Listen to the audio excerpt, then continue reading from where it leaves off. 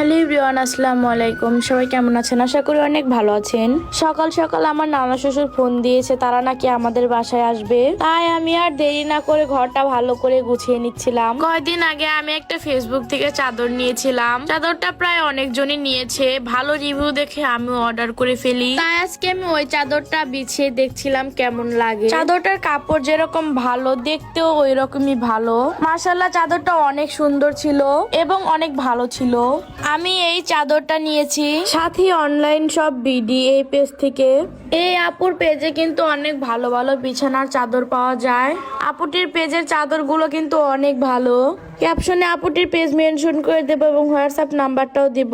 চাইলে আপনারা কিন্তু এই আপুটির কাছ থেকে বিছানার চাদর নিতে পারেন। আর আমার ঘরটা কেমন লাগছে এই চাদর বিছানার পর অবশ্যই কিন্তু আপনারা কমেন্টে বলে যাবেন। ঘর গোছানোর পর আমি চলে আসলাম রান্না করার জন্য। আমি আজকে মুরগির মাংস এবং মাছ রান্না করব। আমি মুরগির মাংস এবং মাছের রেসিপিটা আজকে দেব না।